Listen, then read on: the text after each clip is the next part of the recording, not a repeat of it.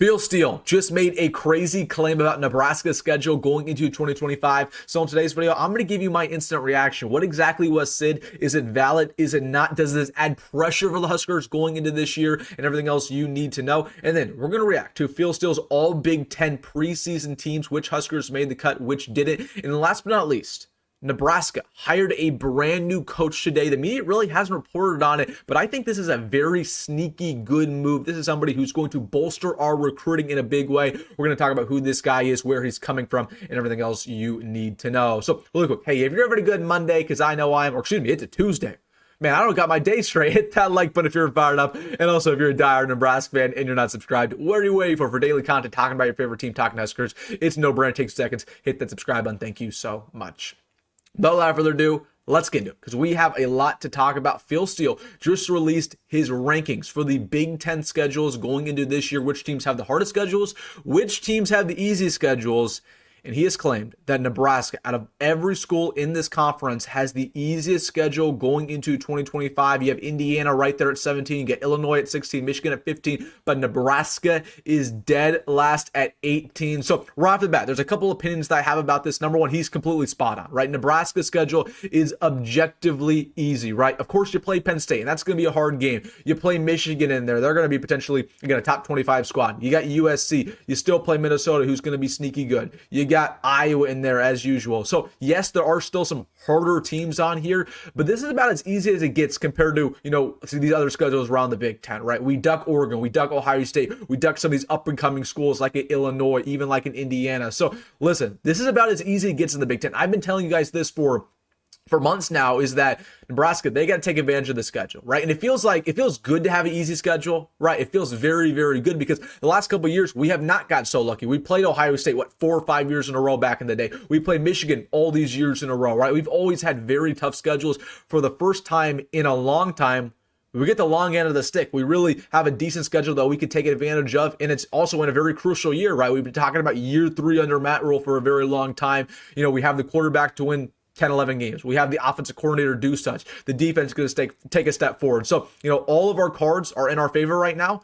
We just got to actually execute on game day. But, it adds a lot of pressure, honestly, for Matt Rule, right? There's a lot of pressure behind actually executing with this schedule, because I'm going to tell you this right now, and this is why I've said this for months now as well. If Nebraska only wins 6 or 7 games this year, it's unacceptable. It's completely unacceptable.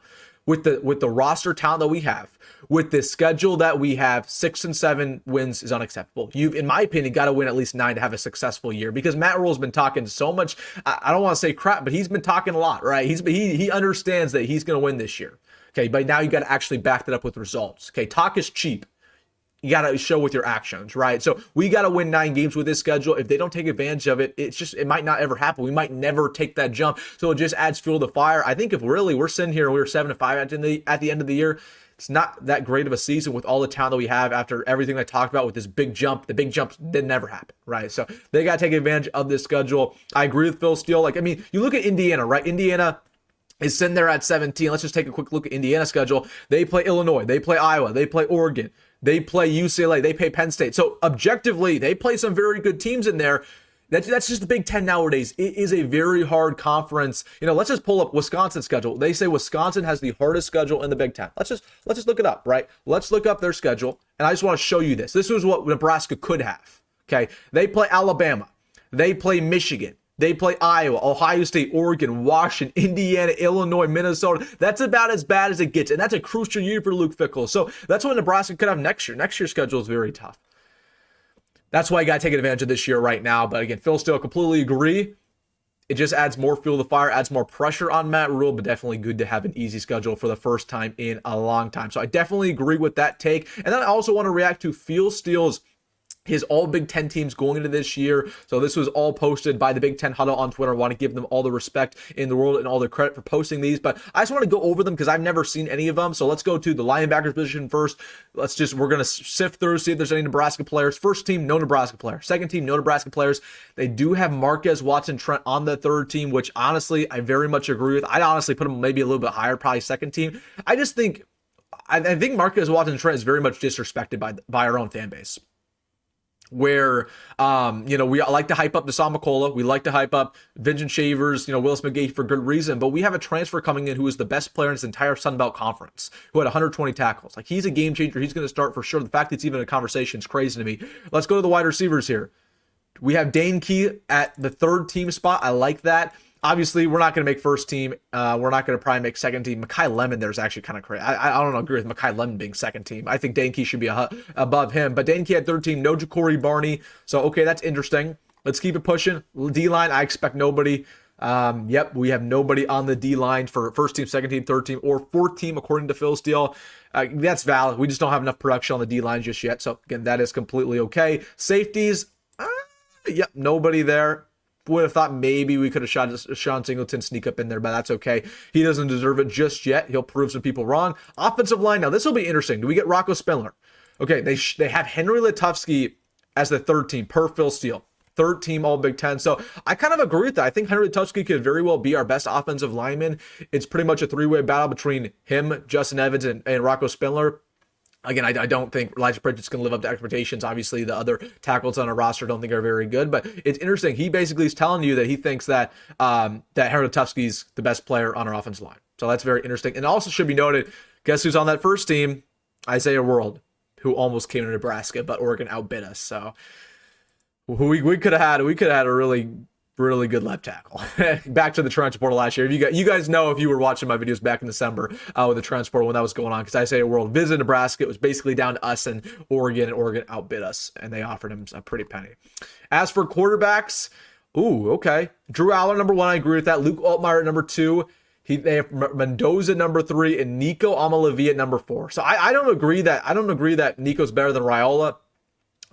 Objectively, the other 3, that's fine. Like, I think Drew Aller's okay. Luke Altmaier, sure, he's won a little bit more than Raiola as of right now. Fernando Mendoza, I'm very high on him. I think he could be a really good quarterback. So I don't mind that, but Nico, I don't think. Nico's not the 4th best quarterback in the Big Ten. I honestly think Dante Moore might be better than him.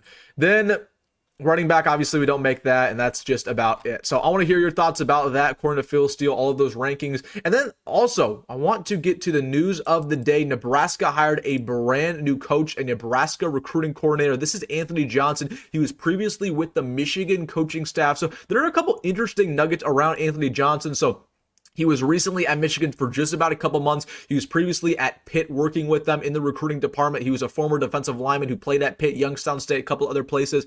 But what I thought was very interesting when I was reading about Anthony Johnson, because, again, he's just going to be helping out with recruiting, basically. He's trying to work his way up. He's a very young coach. I believe he's only 23 years old. Okay. What's interesting about him is when he was at Michigan just for a couple months, he was helping out with the defensive line recruiting. Okay.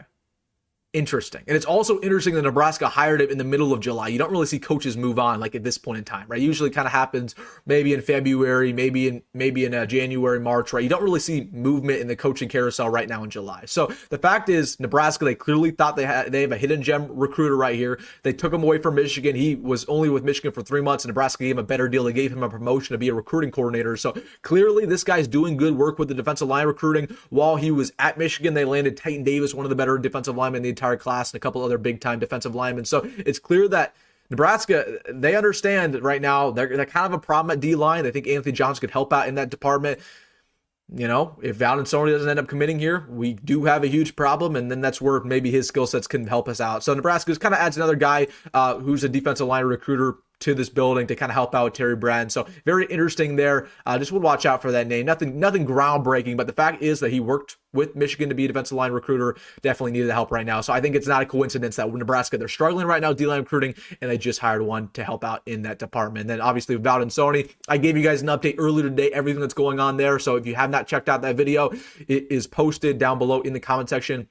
In the description. Make sure to watch that with all the breaking news around Valentoni, because there's been a lot of rumors over the past couple hours. So, all right, guys, let me know your thoughts down below about everything. Hey, if you made this far in the video, you know what to do. Hit that like button and subscribe. As always, folks, go Greg, go Met Rule, and I will see you in the next one.